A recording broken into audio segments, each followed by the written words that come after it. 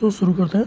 तो daily mains answer writing series में आज हम लोग जो क्वेश्चन डिस्कस करने वाले हैं वो 2013 का यूपीएससी का पीवाईक्यू है।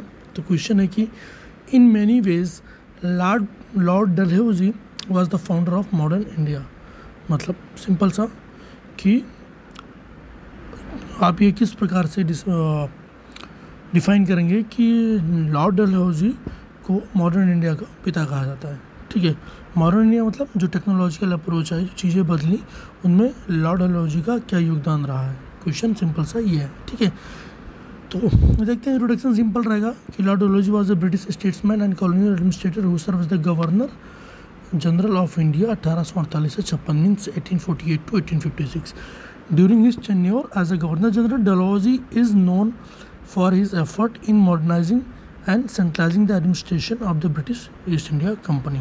ओके, ये डलहौजी के बारे में इंट्रोडक्शन था कि 1848 to 1856 के बीच वो गवर्नर जनरल ऑफ इंडिया रहा। ड्यूरिंग अपने गवर्नर जनरल के पीरियड में उसने बहुत सारी चीज़ें मॉडर्नाइज की, सेंट्रलाइजेशन और एडमिनिस्ट्रेशन पर ध्यान दिया।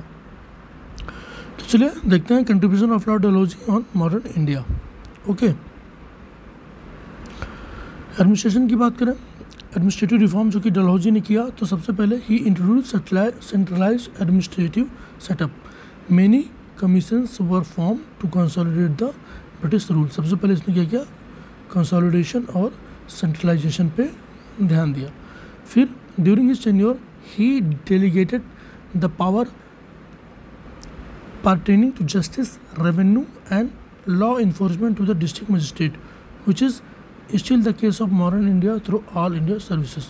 ठीक है, डलहौजी ने पहली बार जो रेवेन्यू, लॉ, ठीक है, जस्टिस, रेवेन्यू और लॉ का केस था, ये तीनों को हैंडल करने के लिए जो डिस्ट्रिक्ट मजिस्ट्रेट था उसको दिया था, और आज भी ये चीज़ प्रेवलेंट है। तो एडमिनिस्ट्रेटिव रिफॉर्म कौन कौन सा हो गया, सेंट्रलाइज सिस्टम किया, और जो रेवेन्यू लॉ का और रेवेन्यू लॉ जस्टिस का जो भी था उसने डीएम को पहली बार दिया था। किसने, डलहौजी ने। ठीक, फिर बात करते हैं पॉलिटिकल रिफॉर्म की। तो doctrine of lapse lead the consolidation of India.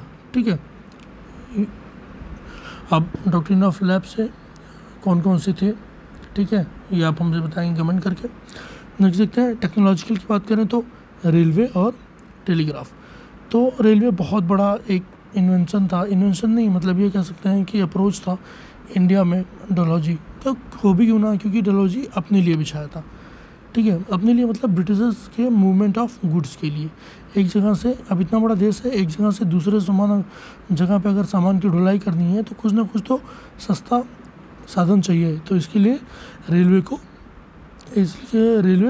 बहुत ज़्यादा जोर दिया गया इंडिया में। Lord Dalhousie played a key role in the introduction and expanding of railway network in India, and the construction of railway enhanced transportation, facilitated trade, and boosted industrial growth, leading to the modernization of country. Telegraph की बात करें, Dalhousie effort in laying telegraph line improved the transmission of information, aiding administration, commerce, and military operations. Main cities of the country were Calcutta, Peshawar, Bombay, Madras. ठीक है, ये technological approach थी, वो थी railway और टेलीग्राफ। नेक्स्ट देते हैं economic में क्या कंट्रीब्यूशन रहा डलहौजी का। तो infrastructure development, the construction of railway, road, canal, bridge under the Dalhousie administration facilitate transportation and trade, stimulating economic. ठीक है, तो मतलब सिंपल सा है कि उसने इंफ्रास्ट्रक्चर पर ध्यान दिया जो कि इकोनॉमिक प्रॉस्पेरिटी बढ़ाने में देश का काम आया। बात करते हैं सोशल की। तो promotion of English education, Wood Dispatch 1854 considered as the intellectual charter of India. Widow Remarriage Act was enacted to encourage the remarriages of Hindu widows. And the University of Calcutta, Bombay and Madras भी इन्हीं के time पे खोला गया। तो social में भी उन्होंने इंग्लिश एजुकेशन पे ध्यान दिया, विडो रीमैरिज पे ध्यान दिया, और वुड डिस्पैच इन्हीं के टाइम पे आया था। ठीक है, जो एजुकेशन वाला, और ये यूनिवर्सिटी ऑफ कलकत्ता, बॉम्बे और मद्रास भी डलहौजी के टाइम पे खोला गया। बात करते हैं लीगलिटी की। लीगल की तो Dalhousie administration focused on codifying and modernising legal system in India. This lead to the creation of legal framework including the Indian penal code and Indian civil services. इन्होंने लीगलिटी, हर चीज़ को legal करने की कोशिश किया, जैसे इंडियन पीनल कोड हो गया, इंडियन सिविल सर्विसेज हो गया। तो डलहौजी ने लीगलिटी पर बहुत काम किया। अगला देखते हैं मिलिट्री रिफॉर्म। तो he shifted the artillery headquarter from Calcutta to Meerut. ठीक है, Shimla was made a new army headquarter, and Gorkha regiment which one of the modern forces in the country was his creation. ठीक है, तो क्वेश्चन ये बार आ रखा है, pre में भी आया हुआ है कि गोरखा रेजिमेंट किसके टाइम पे बनी थी, कौन बनाया था।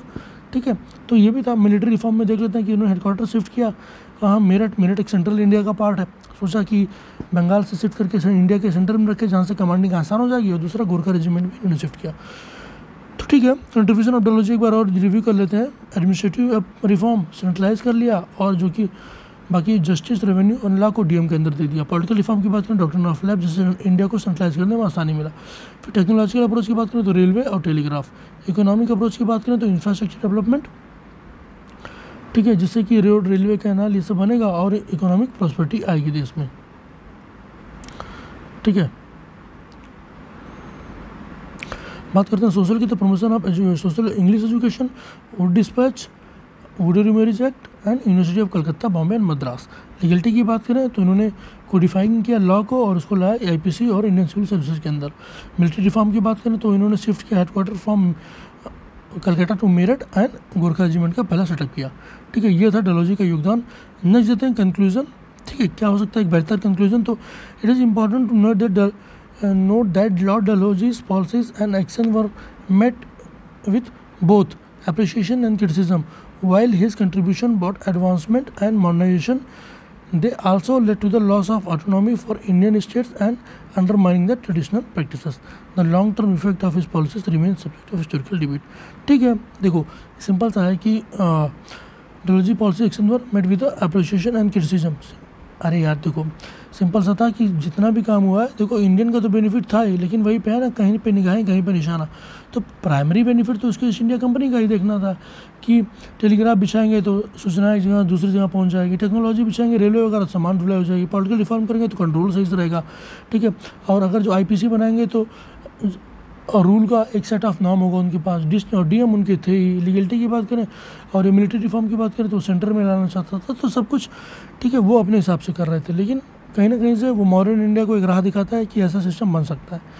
ओके, तो ये क्वेश्चन अपन ने डिस्कस किया। नेक्स्ट कल दूसरा क्वेश्चन देखेंगे, उम्मीद करते हैं आपको अच्छा लगा होगा।